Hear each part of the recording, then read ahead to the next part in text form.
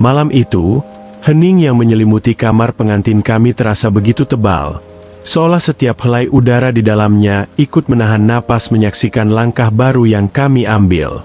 Cahaya lampu tidur yang temaram memberikan semu keemasan pada dinding-dinding kamar, menciptakan bayangan yang menari lembut mengikuti gerak kecil kami.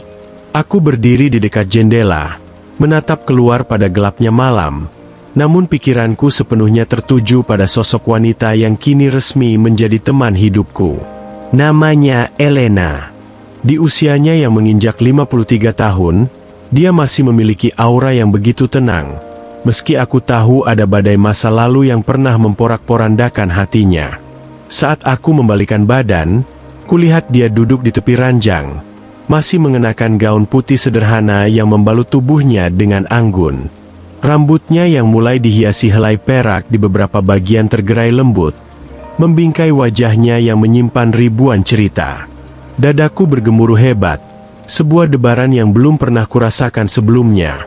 Bukan sekadar gairah muda yang meluap, melainkan rasa gugup yang bersumber dari penghormatan dan kasih sayang yang mendalam. Langkahku terasa berat namun pasti saat aku mendekatinya. Ketika tanganku yang sedikit gemetar menyentuh jemarinya yang dingin, kami saling bertatapan, dan di dalam matanya kulihat kejujuran yang telanjang. Malam itu, di tengah kesunyian yang suci, kami akhirnya melakukan penyatuan jiwa dan raga untuk pertama kalinya sebagai suami istri. Segalanya berlangsung dengan begitu santun, penuh kelembutan, dan rasa syukur yang meluap. Seolah setiap sentuhan adalah cara kami menyembuhkan luka masing-masing, membuktikan bahwa cinta sejati tidak pernah terlambat untuk datang, bahkan saat senja mulai menyapa.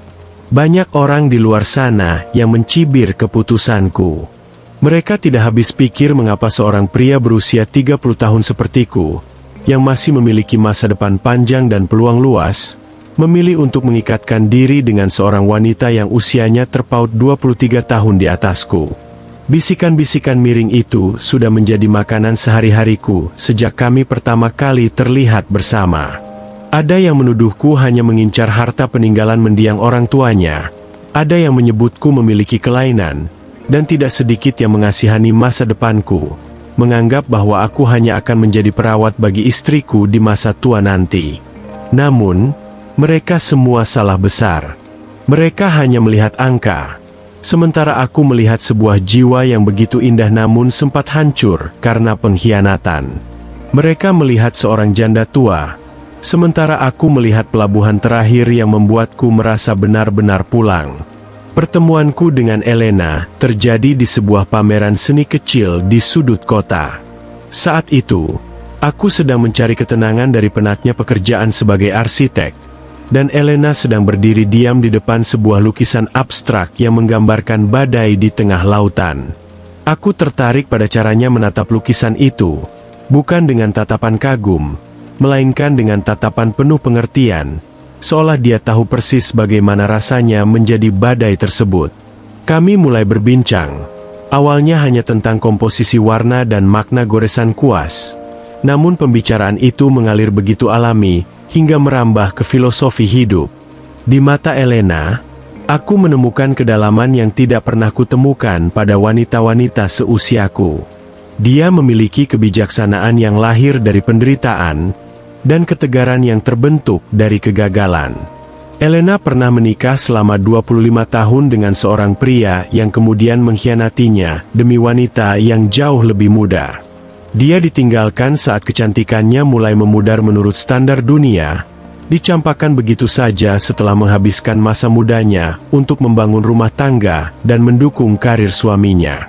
Kegagalan itu sempat membuatnya menutup diri, menganggap bahwa dirinya tidak lagi memiliki nilai di mata pria manapun.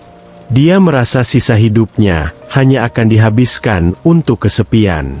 Namun, saat takdir mempertemukan kami, aku melihat sesuatu yang berbeda. Aku melihat seorang wanita yang sangat berharga, yang cintanya begitu tulus dan tidak menuntut hal-hal yang dangkal.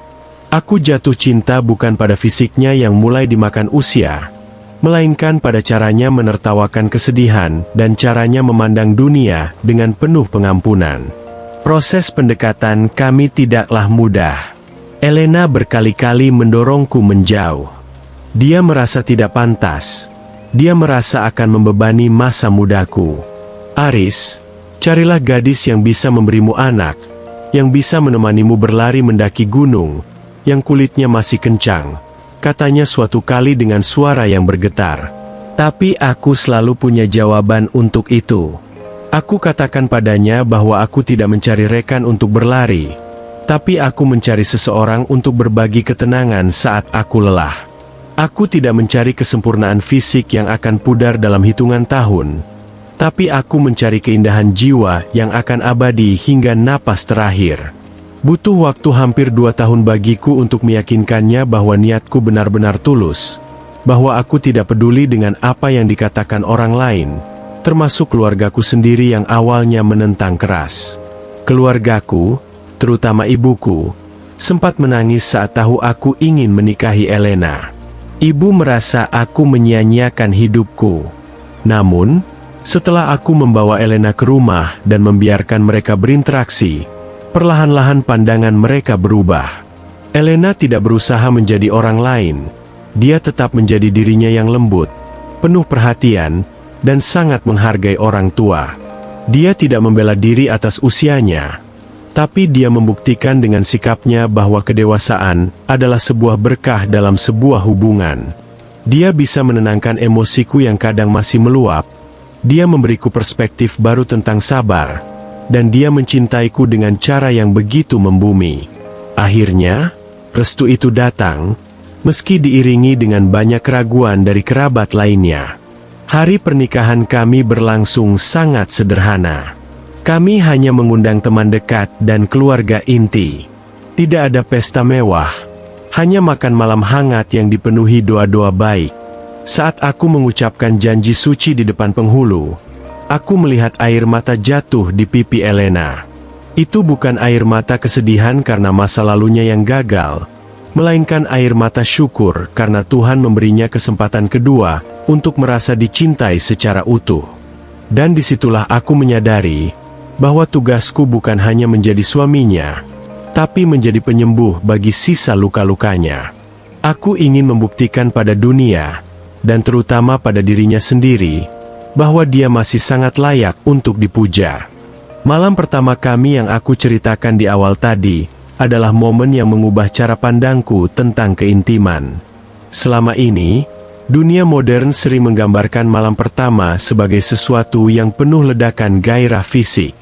Namun bersama Elena, aku belajar bahwa keintiman yang paling tinggi adalah saat dua jiwa saling menerima kekurangan masing-masing tanpa penghakiman. Saat aku melihat kerutan di kulitnya atau rambut peraknya, aku tidak merasa itu sebagai kekurangan. Justru itu adalah peta perjalanan hidupnya yang hebat, dan aku merasa terhormat bisa menjadi bagian dari bab selanjutnya. Kami melakukannya dengan penuh rasa hormat, memastikan bahwa setiap detik adalah tentang kenyamanan dan kasih sayang. Perasaan gugup yang membuat dadaku berdebar awalnya karena takut tidak bisa membahagiakannya. Namun senyum tulusnya dan genggaman tangannya yang hangat membuat segalanya terasa begitu sempurna dan damai. Kehidupan setelah menikah jauh lebih indah dari yang kubayangkan. Elena adalah teman diskusi yang luar biasa. Kami sering menghabiskan malam dengan membaca buku bersama di ruang tengah, atau berkebun di halaman belakang saat akhir pekan. Dia tidak pernah menuntut hal-hal yang berlebihan dariku. Baginya, kehadiranku di sampingnya saat makan malam sudah lebih dari cukup. Sebaliknya, aku merasa hidupku jauh lebih teratur dan bermakna sejak ada dia. Dia mengajariku untuk menghargai setiap momen kecil, karena dia tahu betul betapa cepatnya waktu berlalu. Kami sering tertawa bersama saat mendengar komentar-komentar negatif yang sesekali masih mampir di telinga kami. Biarlah mereka bicara, Aris. Mereka tidak tahu betapa nikmatnya sup ayam buatan istri tua ini. Candanya suatu pagi sambil merapikan kerah kemejaku. Banyak orang bertanya-tanya, inilah akhirnya. Seperti apa yang aku maksud? Apakah akhirnya kami berpisah karena perbedaan usia? Atau apakah aku akhirnya menyesal? Jawaban jujurnya adalah, Inilah akhirnya dari pencarianku akan makna cinta yang sesungguhnya. Akhirnya, aku menemukan bahwa cinta tidak butuh pengakuan dunia. Akhirnya, Elena menyadari bahwa kegagalan di masa lalunya bukanlah akhir dari hidupnya, melainkan jalan setapak yang menuntunnya kepadaku. Kami hidup dalam harmoni yang sulit dijelaskan dengan kata-kata. Memang benar, secara biologis mungkin kami tidak akan memiliki keturunan, sebuah fakta yang sudah kami sepakati dan terima dengan lapang dada.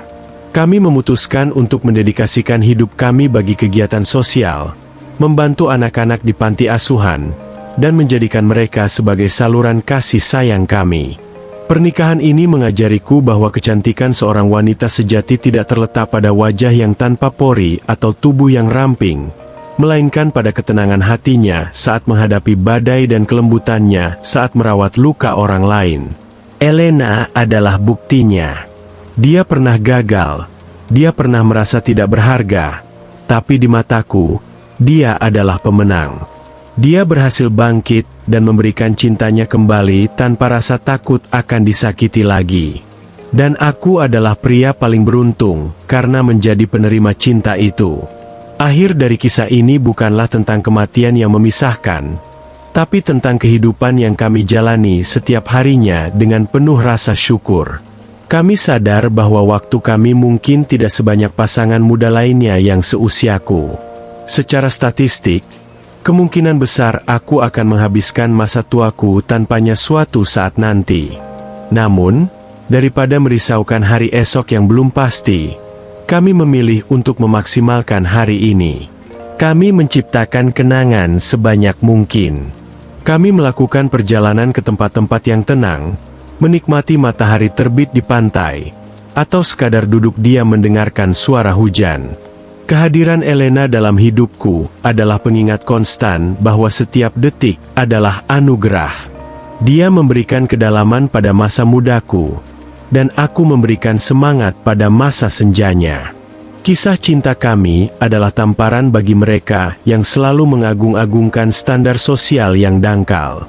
Kami membuktikan bahwa kasih sayang sejati bisa tumbuh di mana saja, pada siapa saja, tanpa memandang batasan usia. Aku menikahi seorang janda 53 tahun yang pernah gagal berumah tangga, dan inilah akhirnya. Aku menemukan kedamaian yang selama ini kucari di tengah hiruk-pikuk dunia. Aku menemukan seorang istri, seorang sahabat, dan seorang guru kehidupan dalam satu sosok yang luar biasa. Dan saat aku menatapnya di malam-malam kami yang tenang, aku selalu membisikkan dalam hati bahwa aku akan memilih jalan yang sama 1000 kali lagi jika takdir memberiku kesempatan. Karena pada akhirnya, yang tersisa hanyalah cinta. Dan cinta bersama Elena adalah satu-satunya hal yang paling masuk akal dalam hidupku yang penuh teka-teki ini. Kami melangkah bersama, menyongsong hari-hari depan dengan senyuman, tahu bahwa selama tangan kami masih bertautan, tidak ada gunjingan dunia yang mampu menggoyahkan rumah tangga yang kami bangun di atas landasan ketulusan yang murni.